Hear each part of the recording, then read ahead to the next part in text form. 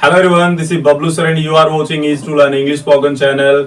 और आज जो मैं आपके लिए लेके आया हूँ वो लेके आया हूँ विवाह के बारे में, शादी के बारे में। शुरुआत से लेके लास्ट तक क्या क्या रहता है शादी में, प्रोग्राम में, आज आप ये सब सीखने वाले हैं। सो अगर आप भी इंटरेस्टेड हैं शादी के सभी वोकैबुलरी के बारे में जानने के लिए, चाहे वो विराट अनुष्का की शादी रहे किसी और की, सो कैसे कैसे उसके अंदर स्टेप्स रहे होंगे वो सब हम इंग्लिश में आज डिस्कस करने वाले हैं। इस वीडियो को लास्ट तक देखिए अगर आप ये सीखना चाहते हो। इन कमिंग टाइम जब भी शादी के बारे में आपको इंग्लिश में बोलना हो सो इजीली बोल पाएंगे अगर ये वीडियो आप लास्ट तक देखते हैं।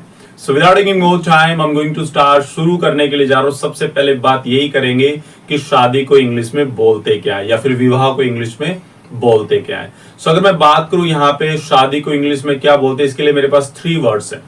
Yes of course 3 words. First है वेडिंग, आपने भी सुना होगा। सेकंड है मैरिज, आपने भी सुना होगा। और थर्ड जो आई होप आपने नहीं सुना होगा या सुना होगा तो बहुत अच्छी बात है, दैट इज नफ्शल। यस, नफ्शल भी होता है शादी या फिर विवाह। So it has 3 types. तीनों को आप शादी के लिए यूज कर सकते हैं। Now the question is here, how many types are here in wedding, marriage, nuptial. शादी की कितनी टाइप्स होती हैं। सो चलिए वन बाय वन टाइप्स भी डिस्कस कर लेते हैं। सो सबसे पहले हम जो बात करेंगे वो होता है अरेंज्ड मैरिज। अरेंज्ड मैरिज का मतलब होता है जब लड़का और लड़की जो है वो पहले वो नहीं मिलते, पहले फैमिली मिलती है। इट मींस फैमिली की सहमति से जो शादी होती है उसको बोला जाता है अरेंज्ड मैरिज। और मैंने बोला लड़का और लड़की पहले नहीं मिलते, अगर वो पहले मिलते हैं तो हमारी सेकंड टाइप आ जाती है जिसको हम बोलते हैं लव मैरिज, जहां लड़का लड़की एक दूसरे को पहले पसंद करते हैं और तब वो शादी करते हैं, चाहे फैमिली वाले उनके साथ हो या फिर ना हो। और मोस्टली 90% नहीं होते हैं, तभी हम इसको बोलते हैं love marriage. It means simple difference क्या हुआ, अरेंज्ड मैरिज परिवार की सहमति से हो, दोनों परिवार की सहमति से हो, उसको हम अरेंज्ड मैरिज बोलेंगे। लव मैरिज हम किसको बोलेंगे, जब फैमिली सहमत नहीं होती फिर भी शादी कर लेते हैं लड़का और लड़की, उसको हम लव मैरिज बोलते हैं। और तीसरी जो सबसे अच्छी मुझे लगती है, मैं भी इसके फेवर में हूं, that is love come arrange marriage. Love come arranged marriage का मतलब होता है पहले लड़का लड़की एक दूसरे को पसंद करते हैं और पसंद करने के बाद अपनी फैमिली को बताते हैं कि मुझे लड़का पसंद है, मुझे लड़की पसंद है, तब फैमिली वाले उसमें आगे बात को बढ़ाते हैं और जब वो शादी तय होती है तो उस शादी को हम बोलते हैं लव कम अरेंज मैरिज। और लास्ट की बात करेंगे, फोर्थ टाइप हमारी, that is called intercaste marriage. Intercaste marriage का मतलब होता है जब एक जाति का लड़का या लड़की दूसरी जाति के लड़के या लड़की से शादी करे, उसको इंटरकास्ट मैरिज बोलते हैं, जहां कास्ट अलग अलग रहती है। सो ये इसकी टाइप्स। अब बात करते हैं शुरुआत से। इट मींस सबसे पहले बात है कि शादी जब आप करने के लिए जा रहे हो, सबसे पहला स्टेप लीगल होना चाहिए, शादी के योग्य। सो शादी के योग्य जब भी आप बात करेंगे उसको बोलते हैं मैरिजेबल। और जो शादी के योग्य नहीं रहेगा, तो आप बोलेंगे शादी के योग्य नहीं है, उसको बोलेंगे अनमैरिजेबल। सो मैरिजेबल शादी योग्य है, अनमैरिजेबल जो शादी के योग्य नहीं है, जिसको गवर्नमेंट नहीं मानने वाली। अब बात करते हैं यहाँ पे क्या होगा, परिवार की सहमति होगी तो एक डेट रखी जाएगी जहां रिश्ता फिक्स कर दिया जाता है और बता दिया जाता है कि इनकी शादी अब तय है, कुछ टाइम बाद शादी कर दी जाएगी। तो ये शादी से पहले का जो प्रोग्राम होता है इसको बोलते हैं engagement. Obviously engagement. So engage कर दिया जाता है, बिजी कर दिया जाता है, एक दूसरे को पक्का कर दिया जाता है कि अब इन्हीं की शादी आने वाले टाइम में होगी। सो अब क्या होता है, जब एंगेजमेंट होती है तो मंगेतर बनते हैं एक दूसरे के, मेल और फीमेल मंगेतर। हालांकि बोलने में होता है हिंदी में मंगेतर ही है, इंग्लिश में फियांसे बोलते हैं, बट स्पेलिंग में डिफरेंस आता है जब इंग्लिश की बात करेंगे। जब आप फियांसे मेल के लिए लिखोगे तो लास्ट में CE आएगा, बट जब आप फियांसे फीमेल के लिए लिखोगे तो लास्ट में CEE आएगा। अगर आप इस झंझट में नहीं पढ़ना चाहते, इससे अलग कुछ करना चाहते हैं दोनों के लिए, तो वो रहेगा would be. Yes of course would be male और फीमेल दोनों के लिए यूज होगा जब भी आप मंगेतर की बात करेंगे। अब बात यहाँ पे ये है कि वुड बी आपने यूज किया मेल और फीमेल के लिए, बट आपको बहुत बार सुनने को मिलेगा वुड बी वाइफ या वुड बी हस्बैंड। तो ध्यान में रखिएगा, वुड बी अपने मंगेतर मंगेतरी के लिए बोलते, बस उसके साथ वाइफ इसलिए लगा रहे हो, आप बताने वाले हो कि होने वाला या होने वाली। तो जब कोई बोलता है मेरी होने वाली पत्नी है, मेरी वाइफ है, सो बोलेगा वुड बी वाइफ। ये मेरे होने वाले पति है, सो बात करेंगे would be husband. Yes of course would be husband. अब बात करते हैं कि सगाई होना होता है get engaged. Yes of course get engaged होता है सगाई होना। यस। सो अब बात करते हैं कि सगाई की बहुत सी चीजें होती हैं जिनके लिए आप यूज करते हैं एंगेजमेंट और उसके बाद वो चीज, जैसे सगाई की अंगूठी, एंगेजमेंट रिंग। सो मेनली जो यूज किया जाता है एंगेजमेंट रिंग ही यहाँ पे यूज किया जाता है। अब नेक्स्ट बात यहाँ पे करेंगे, हमने वुड बी वाइफ बोला, बट बहुत बार अपने पत्नी के लिए वाइफ ना सुन के एक और वर्ड सुना होगा, अर्धांगनी। यस, अर्धांगनी, जैसे अर्ध से पता लग रहा आधा। तो जब भी इंग्लिश में आप बोलना चाहते हो अर्धांगनी, सो आप बोलेंगे बेटर हाफ। अर्धांगनी को बोला जाता है बेटर हाफ। आई होप आपने पहली वाली वीडियो देखी होगी जिसमें मैंने बताया था इंट्रोडक्शन के अंदर कि भाई बहन को हम सिबलिंग्स बोलते हैं। ऐसे पति पत्नी का जो ग्रुप होता है उसको, मतलब पति को अलग हस्बैंड बोला जाता है, वाइफ को अलग आप पत्नी के रूप में देखते हैं। बट जब दोनों की बात की जाए कि पति पत्नी को क्या बोलते हैं, तो हम बोलते हैं स्पाउस। और आपने बहुत बार सुना होगा स्पाउस वीजा। यस, पति पत्नी का जो वीजा लगता है उसको स्पाउस वीजा बोलता है। तो पति पत्नी को इंग्लिश में जब भी बोलेंगे स्पाउस। ओके, अब बात हम यहाँ पे कर लेते हैं कि सगाई हो गई, उसके बाद डेट फिक्स की जाएगी, शादी का वो दिन आएगा, लड़का दूल्हा बनेगा, लड़की दुल्हन बनेगी। सो लड़का दूल्हा बनेगा तो दूल्हे को इंग्लिश में बोलते हैं ग्रूम, और लड़की दुल्हन बनेगी तो दुल्हन को इंग्लिश में बोलते हैं ब्राइड। ग्रूम दूल्हा, ब्राइड दुल्हन। अब क्या होगा, मैंने बोला था शादी के योग्य, मैरिजेबल। सो एक होता है जो अकॉर्डिंग टू हमारा जो लॉ है उसके अकॉर्डिंग शादी होती है ना, उसको हम बोलते हैं सिविल मैरिज। मतलब कि जो कानूनी विवाह होता है उसको सिविल मैरिज बोला जाता है। और तभी जाके आपका कहीं ना कहीं मैरिज सर्टिफिकेट बनता है, जो आपका सबूत होता है गवर्नमेंट की तरफ से, लॉ की तरफ से, कि ये एक लीगल शादी है। सो मैरिज सर्टिफिकेट। अब बात करेंगे जो हमारा शादी का दिन होता है उसको हम बोलते हैं wedding day. Yes of course, wedding day. अब वो शादी करेंगे। अब शादी करने के लिए सबसे पहला वर्ड जो आपको भी पता है मैरी, क्योंकि आप बहुत सी मूवी में सुनते होंगे, सीरियल में सुनते होंगे, will you marry me. So marry होता है शादी करना। दूसरा सीख लीजिए get married. So get married भी होता है शादी करना। और तीसरा आपके लिए लेटेस्ट है जो आई होप आपने आज तक नहीं सुना होगा, वो है tie the not. So tie the not भी होता है शादी करना। अब बात यहाँ पे कर लेते हैं कि विवाह के लिए फिर ड्रेसेस चुनी जाती हैं शादी से कुछ दिन पहले। सो जो विवाह की पोशाक होती है, शादी की जो ड्रेस होती है, उसको इंग्लिश में बोलते हैं wedding gown. Yes of course, wedding gown. सहरे को बोला जाता है, यस ऑफ कोर्स, जो सहरा होता है बैथ बोलते हैं।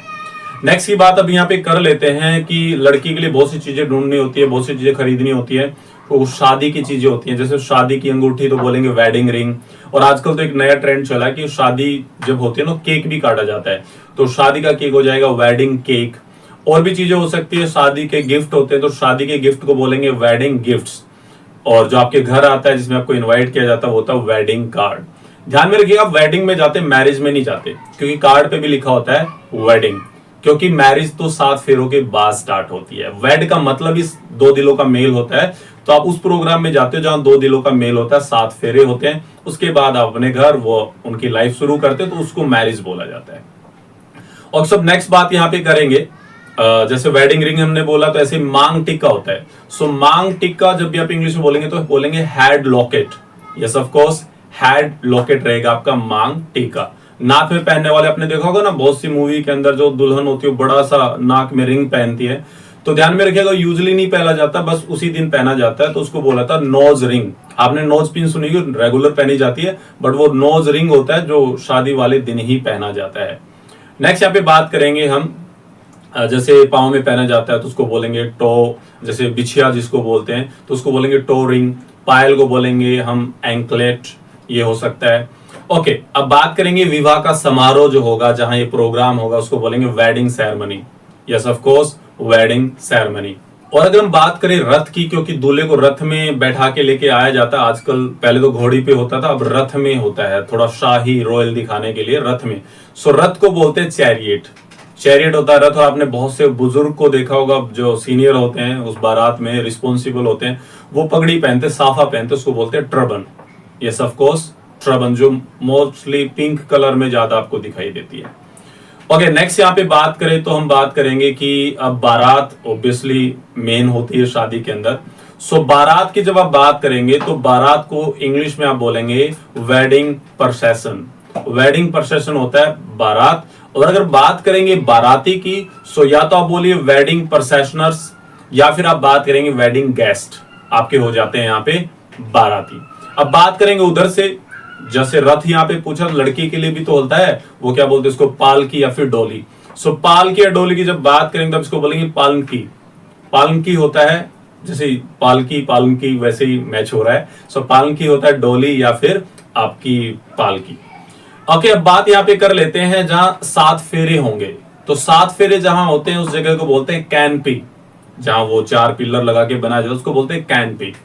और अगर हम बात करें यहाँ पे फिर मालाएं डाली जाती है उससे पहले, तो माला होता है garland. Yes of course, garland. Next अब बात आ जाती है, मंडप सज गया है, अब उसके बाद क्या होगा, फेरे होंगे। सो फेरे को इंग्लिश में बोला था राउंड, और हमारे यहाँ 7 फेरे होते हैं तो बोला जाता है 7 राउंड्स। 7 फेरे को इंग्लिश में बोलेंगे 7 राउंड्स। और फेरे लेना होता है टेक राउंड। यस, फेरे लेना टेक राउंड। अब जैसे विवाह के फेरे होते हैं, 7 फेरे होते हैं, वैसे ही विवाह जब फेरे चल रहे होते हैं, फेरे के दौरान कसमें भी खिलाई जाती हैं। सो कसम या वचन इंग्लिश में होता है वॉव, और 7 कसम 7 वचन 7 वॉव्स। बोला जाता है ना 7 वचन लिए थे आपने, तो 7 वॉव्स होता है 7 वचन। अब नेक्स्ट बात करेंगे, यहाँ पे सिंदूर डाला जाता है। देखो याद करने का तरीका बताता हूं, जैसे वर्मिलियन होता है, पर इसको याद करेंगे वर मिलन। जब वर का मिलन होता है तभी सिंदूर लगाया जाता है, डाला जाता है, मांग भरी जाती है। सो वर मिलन को वर मिलन से आप याद रख सकते हैं।